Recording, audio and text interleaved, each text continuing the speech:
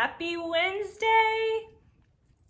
I know it has been a minute. I took a month hiatus from these Warrior of the Weeks, but we are back and I am so excited for today's guest. For those of you that don't know, October is Domestic Violence Awareness Month, so I am so excited to have today's guest on. My good friend, Judy Smith Vantreese. And she does amazing work for domestic violence awareness with her ministry, Second Chance Vision Ministry. So without further ado, Judy, welcome to the vlog. I'm so excited to have you. Can you tell me and our viewers a little bit about yourself? Certainly. And first of all, thank you so much, Brianna, for having me today. Well, my name, like she said, is Judy Smith Vantreese. I moved to Nashville about 20 years ago. I recently remarried after being single for 23 years. And now I have 2 sons and now 6 amazing grandchildren, beautiful grandchildren. So I'm really blessed. I have a lot of great friends and a lot of support for my ministry. My ministry is called Second Chance Vision Ministry. This ministry was actually a vision that I had 20 plus years ago, and it was after I had escaped domestic violence in a very bad situation in my first marriage. So after that, I gave my life back to God, and one of the first things that happened to me was a vision about a ministry to help women that goes through domestic violence, and not realizing at the time even the scope of domestic violence. It's been just staggering to find out how many people this affects every single day. And 3 years ago, we started the ministry. We have future plans to build a home that will house women, up to 20 to 24 women at a time, to give them that second chance. It's going to be to help them heal spiritually, emotionally, mentally, and also other things like getting them back in the job market, getting their self-esteem back, counseling, and so forth. So I'm real excited about that. So right now we're in the process of the planning for that to happen in the future. But in the meantime, I do facilitate and help women that goes through domestic violence. Every situation is completely different from the last one. Some women, it happened to them many years ago. Sometimes it was abuse from a family member. So there's a lot of variations that goes on there. One of the things that I find just still I have to pinch myself is how good God has been in healing these women. We've not had one single woman to go back into their situation. Praise God. All has gone forward. All has made a new life and has got that second chance. That's amazing. So amazing. So a lot of people you help are coming from these traumatic situations. So do you see a lot of PTSD or mental health struggles? Oh, most definitely. One of the things I always say is people get stuck when there's abuse and trauma. It seems like it's really hard to move forward because they've just suffered so many different things from it, and just to move is sometimes the word I use. Just to be able to move and start over and create a new life is scary and very difficult. And it was for me because as women, we love stability. So, but to overcome the trauma and everything, one of the things I did personally, I went through 3 years of personal counseling through my church, through a very dear lady that was a counselor at my church. And it helped me so much. It helped me discover some things even about myself that, why did I make those choices? And sometimes it's very complicated and deep-rooted. So I think a lot of times that's where counseling is so important. But the post-traumatic stress syndrome is extremely common because for each person, it roots in them differently. For others, it takes even a lifetime. For some, we get over it quicker, but whatever the situation, it's an ongoing thing because one of the things that happens after you've come out of domestic violence is triggers. We have a lot of triggers. Little things can trigger us. And so it's very, very important to understand where you're at. And I've always had a little saying, people are just where they're at. They can't be somewhere they're not. So even if it's something you deal with constantly, there is hope with it because first of all, I suggest getting in the Word of God. That's the greatest healing we're ever going to achieve. And then secondly is to have somebody that you can trust and speak to confidentially about your issues. Yeah, that's great. I always like to say only God can take a test and make it a testimony. That's right. A mess to a message, turn pain to purpose. And I know I speak for both of us when I say He's done it for both of us. And I love that you mentioned that, you did some counseling because I feel like being in ministry, it can be tough on our mental health, and we have to be spiritually and mentally fit so that we can help others that are struggling. Yes.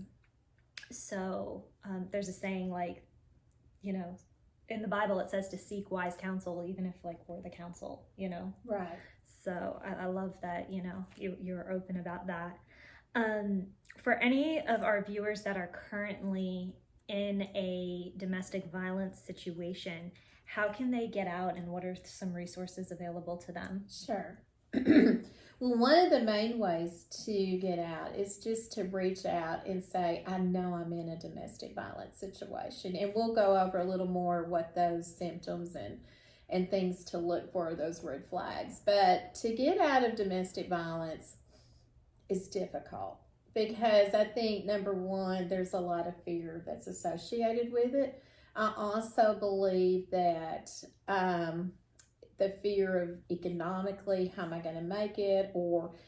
And a lot of times we genuinely love that person. So to break that relationship is difficult. But to go forward with domestic violence, there is a lot of help out there today, more so than even when I went through it. And, there's so many resources. There's many nonprofits. First of all, my ministry, Second Chance Vision Ministry. If you don't know where to go, you don't know what to do, that's where we step in and we facilitate for you to get you in the right place, whether it's counseling or a safe housing, or you just need physical, personal needs. Sometimes these women leave with nothing but the clothes on their back. A large portion of your homeless and the people at the Nashville Rescue Mission, they've experienced domestic violence. So, but at the same time, there is hope. There is a way out. There's so many resources. There's a national domestic violence hotline.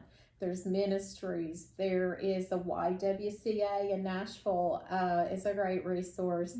And even just calling your local police department, a lot of times they can direct you where to go and what to do. So I'm glad there's more awareness, but unfortunately there's more domestic violence than ever before. But at least the awareness is out there. There is so many places that you can go to. And for you guys watching, if you are in a domestic violence situation, I will be linking some resources that Judy has endorsed and recommends in the description box below. Like suicide and mental health, I feel like there are a lot of common myths and misconceptions about domestic violence. Can you kind of speak to that a little bit and some of the stigmas surrounding it? Sure. Yes. Well, just statistically, just to give you this, every day there's 20,000 calls that go into the National Domestic Violence Center. Every single day. So we know that this has no economic, religious, even gender. There's men that are also abused, but God called me to work with women, but there's children. And now we have this horrible thing of human trafficking, which is the worst form of abuse to me, because these are children. And, but there's so many different variables as far as what domestic violence looks like. It can be a family member, it could be a partner, like your partner, or somebody you're just dating. It can be a lot of variables, a family member, somebody at school. So interestingly, 1 in 10 high school students now suffer some form of domestic violence, either from a boyfriend or a partner. So it doesn't really have a face. It's you know, I think the stigma was in the past, this happens to a certain economic group or whatever, but that is not the case. Many times there's been women, even in this area, that came out of the most exclusive subdivisions and areas with a lot of money. So it has no economic face. Yeah. It's from the poorest to the richest.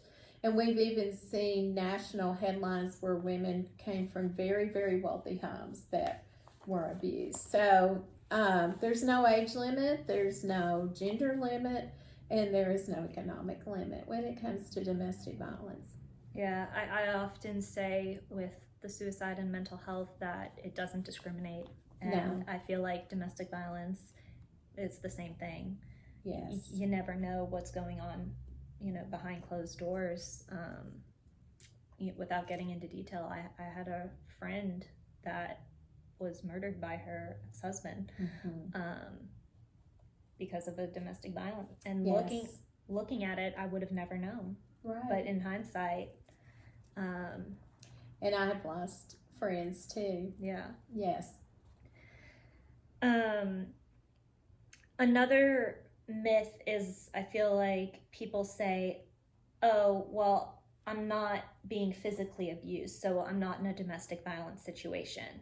Can you kind of speak to that? Because there are all forms of abuse. Yes, there is. And I want to talk a little bit extensively about this. I'm going to go kind of from the top backwards. If you're being threatened, choked, or any of those things, and the physical happens more than once, we call that a pattern. And that is the time you've got to get out. Statistically, women that are being choked, the next step is always them being killed. So, and in a domestic violence situation, if there is a gun pulled on that woman, they have a 500% chance of being killed. And that, because it's very emotional. And, but domestic violence, we always think it's just physical, but it goes so many other directions. And some of your red flags that you're going to see is like gaslighting. That's one of the most popular. No, I didn't really hit you. You just thought I did. And so it's making you think you're crazy. It didn't happen, that you've made this up. And so it plays like a psychological game with a lot of women. So the mental abuse is a very big part of it. Like, you deserved it, or you made me do it, or you caused this to happen. So they throw the blame on you, that it's something you created instead of them. Also, the verbal is very big. You know, when you're verbally abused, there's emotional abuse, there's sexual, there's stalking, neglect, you know, from one extreme to the other, the power and control thing. Isolation. A lot of times they try to isolate that person so that they don't have many friends, or they don't talk about it. Maybe slip up one day and just talk about it. Threats. You know, threats is a big one. This is one of the reasons a lot of women will stay in the situation, because they're threatened. You know, if you leave me, then you're going to pay the price, or I'll either kill you or take the kids, or threaten them with, financial loss. And so threatening is a very big way that a lot of abuse starts too, because they're trying to cover their tracks before it gets worse. Right. So they push the button as far as they can go before the next step. And unfortunately, in most of these cases, most abusers have been abused themselves. And that's the sad part. So we've got to find solutions on how to stop it, even in the abuser, because there is a whole nother concern there as well. Right. And I know, like, some people, like you mentioned the sexual abuse, like a lot of people think, well, if you're married, you have to. No, a no is a no. If you don't want to, it's still right. Well, and elaborating on sexual abuse, I mean, we now see human trafficking, and it's just so prevalent in our country. It's staggering. Yeah. And the root of a lot of your abuse is substance abuse, because substance abuse makes this person not always realize even what they're doing, because of the substance abuse. I find many times that's a factor in the abusive situation because of the substance abuse. Yeah. And we also mentioned the verbal abuse, and sometimes words can hurt very much more than even physical. I feel like, because they mess with the mind. Exactly. So sometimes even verbal and emotional abuse can be, I feel like, more damaging than the physical. Yes. I mean, most both definitely. are, both, like, don't get me wrong, all are bad, but, and that one is more harder to, I think, realize that you're in those situations. Right. Well, and one thing I find interesting about the verbal abuse too, sometimes it is the hardest and the longest to actually get over, more so than even the physical. There's a story in the Bible I always allude to that I think is so powerful. It's the power of words and what words can do to make somebody react, how those words can react. And if you look at the story of Jezebel in the Bible, when Elijah ran in fear, there's a very key statement in there. It says, he saw her words. He saw her words. And so when you see these words, it will make us react if we see them. So we've got to learn how to, first of all, get our identity through Jesus Christ. Yes. And know who we are and what he says about us. And so words are very powerful. They can go very deep. They can hurt. They can stay locked into our mindset for many years. And this is one of the reasons, just to go a little further, this is the reason you see a lot of suicide with domestic violence victims. You see a lot of eating disorders. You see a host of things, substance abuse, because their self-worth is gone. Right. And that's one of the things we really try to elaborate on at Second Chance Vision Ministry, is getting your self-esteem back and who you really are, and know that you're loved and there is hope and God is for you and not against you. Yeah. And and I have to say, I partner with Judy's ministry a lot, and that is something they do so great, is letting these women know that they are loved and that they are children of God. And I mean, I know even just in our conversations, you always say, you are loved, you are a child of God. So she's always reminding people that their identity is in Christ. And it is just such a important, beautiful thing. I know a lot of people don't want to get involved in a domestic violence situation. They're like, that's between those two. I don't want to be involved. But sometimes like the person needs help. So what are some ways that we can help if we see a domestic violence situation? Sure. Well, I'm going to start with something. My favorite saying is one of my favorite sayings is by Edmund Burke. His saying is, the only way for the triumph of evil is for good men to do nothing. And in the Bible, it talks about the sin of omission, which means doing nothing. And it's just being comfortable and not getting involved. And it is very easy for all of us. Before I went through what I went through, I had no idea the scope of domestic violence and how prevalent it was and how many people were affected. But I do believe everybody can do something. If you can just pray, if you can give, if you can see somebody that's in that situation, then reach out to us at Second Chance Vision Ministry. All the other things out there that you can facilitate them to. There is help and there is hope out there. One example, a lady that we're helping currently, a beautiful girl that we're helping, one of my dear friends told me that she had found a girl in Green Hills here in town, and she had just been pretty much left out on the sidewalk. And she asked her some questions and found out that she was a victim of domestic violence and she was leaving an abusive boyfriend. So we now have her in a very safe place. She's regrouping her life together. I visit with her weekly. And we saw this girl from tears to now sheer joy and happiness and a new start. Her self-esteem is already coming back. And this has just been within a month. It's letting, just knowing that somebody cares when you're going through this, because you've been told how awful you are and this is your fault.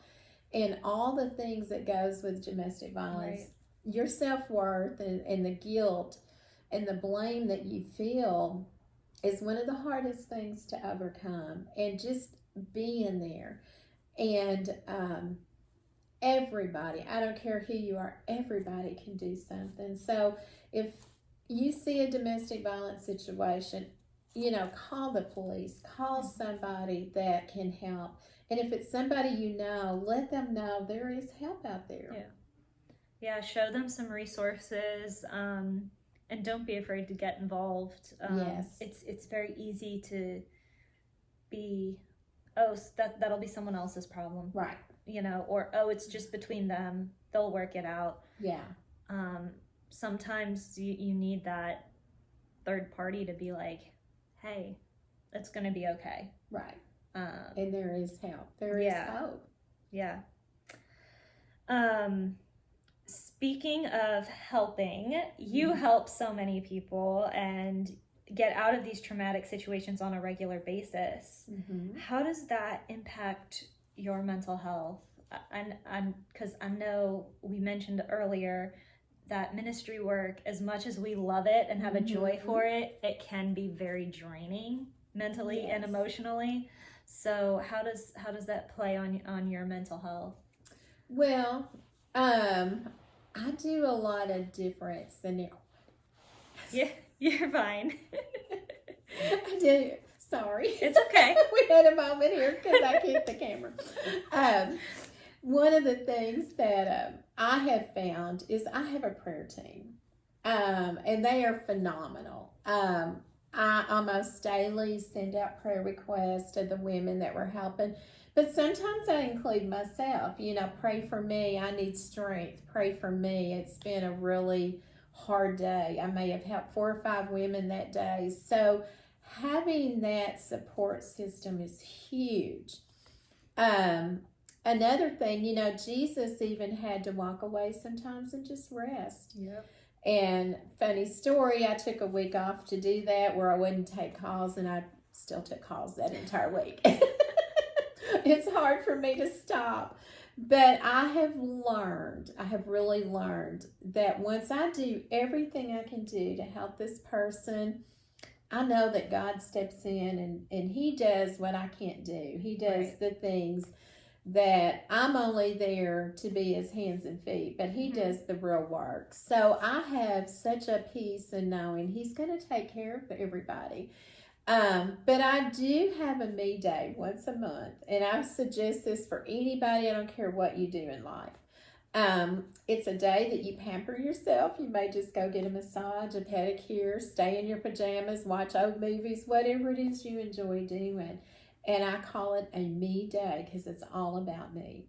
And it's just me getting refreshed and renewed. And sometimes I'll just have coffee and listen to praise and worship music. But whatever that looks like for you, it's very important to do. And I do try to occasionally say no to a few things. I don't say yes to everything, but I have to really keep a balance because I do work. I work in furniture and design. I do have grandchildren. I have a husband. I have a ministry. I have friends. So I'm pulled a lot of different directions. So to stay wear on a top lot of different hats. Yeah. I really have to maintain self-care or I can't. And I do try to eat healthy, but I really slip up on that one.